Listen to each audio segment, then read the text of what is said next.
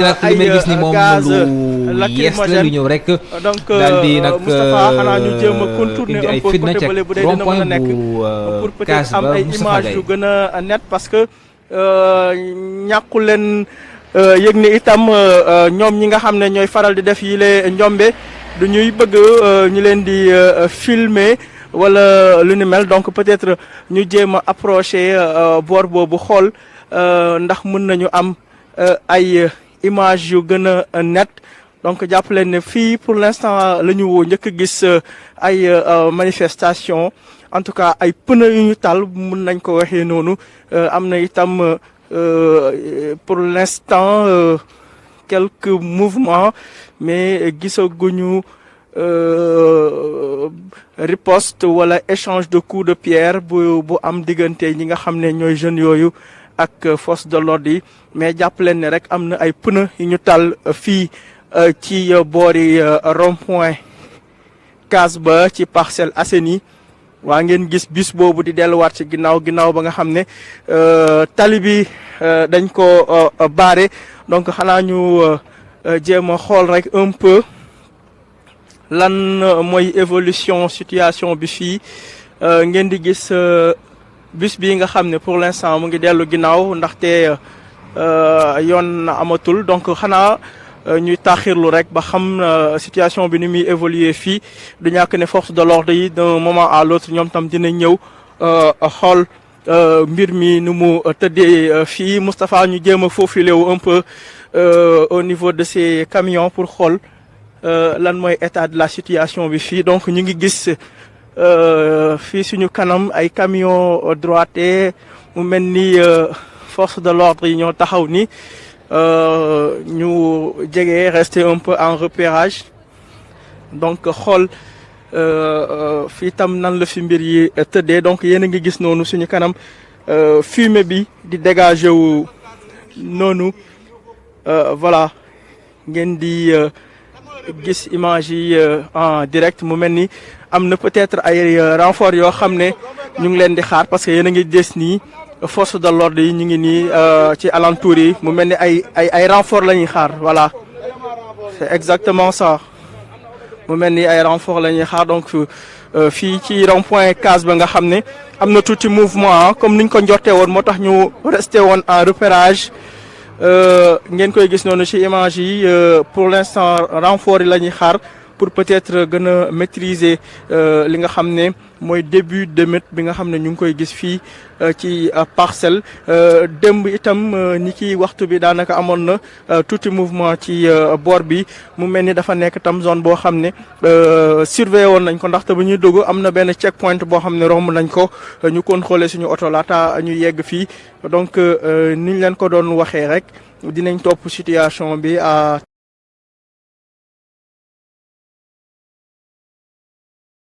commencé fay ndànk-ndànk mais am na benn groupe d'hommes bu taxaw nii juste suñu kanam mu mel ni ñoom tam dañuy xaar un peu renfort pour mën a dem à l'assaut de ces jeunes en tout cas essayer circonscrire début d'émeute bi nga xam ne mu ngi am fii Moustapha boobu mu ne def rek tuuti focus ci ñi nga xam ne ñoo taxaw nii suñu kanam pour ñu won mbokku internautes yi li nga xam ne moo nekk di xew fii en direct ci rond-point Case ba fii ci Parcelles donc ñu ngi xaar ba xam nan la mbir yi di mujjee mais jàpp leen ne rek renfort dafa mel ne la ñuy xaar fii ñoom ñi nga xam ne ay force de l'ordre lañu wala ñenn ñi di naan ay nervi meñ jàpp leen ne rek dañuy bokk ci li nga xam ne mooy travail de sécurisation bi ñu ngi xaar ay renfort mais voilà situation bi ñu ngi koy maîtriser ndànk apparemment jeunes yi xaw nañu dispersé wu asamaan bi ngeen gis noonu saxaar si di jolli fii rek daal pour l'instant la ñu amagum tuuti mouvement au niveau du rond-point Case ba fii ci Parcelles donc mu mel ni ñi nga xam ne ñooy jàppale force de l'ordre yi ci sécurisation bi ñoom tam ñu ngi avancer ndànk-ndànk peut-être di ut ñoom tam seeni stratégie pour freiner li nga xam ne mooy début émeute bi waaye itam peut-être xaar li nga xam ne mooy renfort yi ñu daal di ñëw pour arrêter incendie bi donc ñu avancer ñun tamit ci li nga xam ne mooy fii ci rond-point Case ba ñu avancer ñun tamit ndànk-ndànk pour xool évolution situation bi voilà ñu ngeen di dégg noonu de l'autre côté ndaw yi nga xam ne ñoom itam ñu ngi taxaw mel ni ñuy défier force de l'ordre voilà ay pétard la ñuy taal noonu mais renfort yi ñu ngi ñëw ndànk-ndànk on voit que ni renfort yi ñu ngi ñëw ke ñoom tamit ñu ngi avancer ci kanamu foule bi nga xam ne ñoo nekk noonu devant donc pour jéem a maîtriser la situation donc Moustapha Diagne ñu avancer prudemment mais avec détermination itam pour fexe rek ba ñi nga xam ne ñooy suivre direct bi Dakaractu ñu mën a am ces premières images comme ni ñu ko doon waxee du lu ñuy gënal du des images yoo xam ne bëgg nañ di ko gis mais voilà force de l'ordre yi ñoo plutôt ñi nga xam ne ñooy jàppale force de l'ordre yi sañu ñu leen jox beneen tur ndaxte comme xamaguñu fu ñu jógee fa ñu bokk dañ si xaw a mbaandu rek am na du ñàkk ay policiers yu civilu ak ñi ni mel mais pour l'instant ñoom dem nañu sax ba mel ni luy xaw a joxe assaut bi mais après ñu replier wu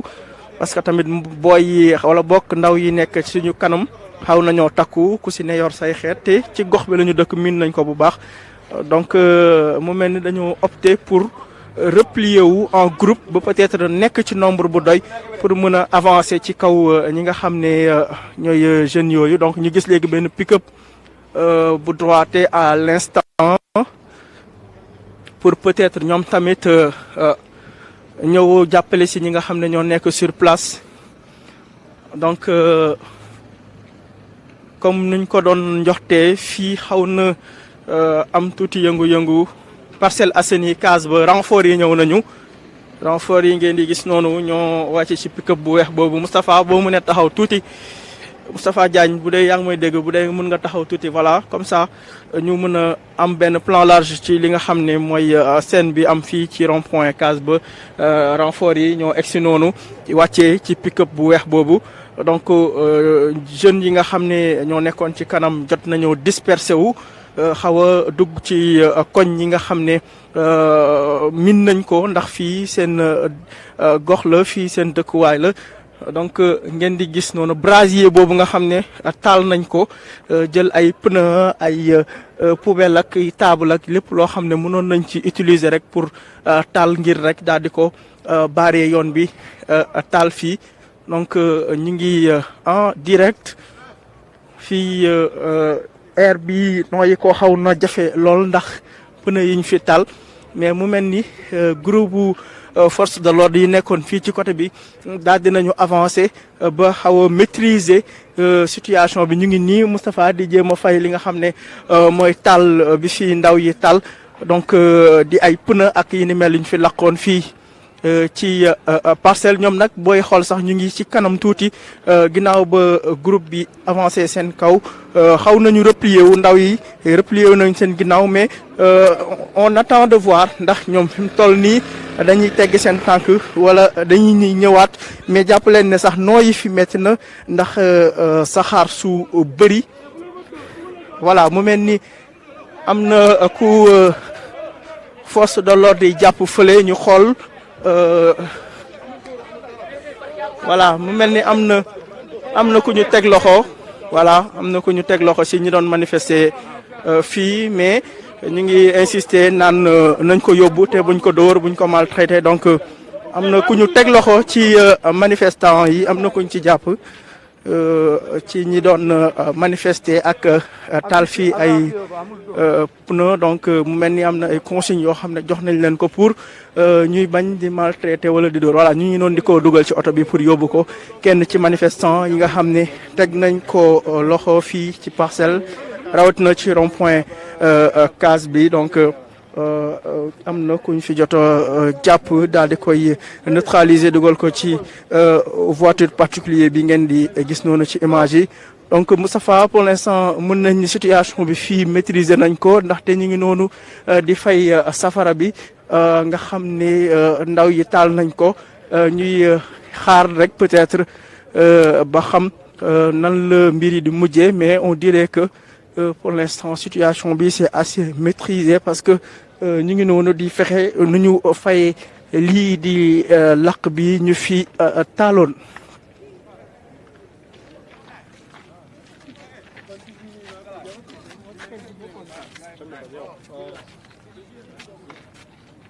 Voilà donc Moustapha Gaye que nous allons garder un repérage du côté des Parcelles Assainies, précisément au niveau du rond-point Casby. J'avais envie de dire que la soirée s'annonçait plutôt calme pour cette troisième soirée. C'était avant que ces images ne viennent bouleverser, on va dire, la donne avec ces quelques manifestations des jeunes donc qui ont brûlé des pneus au niveau de ce rond-point avec quelques arrestations également. Nous commentait tout à l'heure notre reporter Moustapha Gaye qui sillonne pour le moment le quartier de la banlieue dakaroise. Comprenez les Parcelles Assainies, donc le temps de le retrouver pour d'autres informations supplémentaires. Parcelles avec des manifestations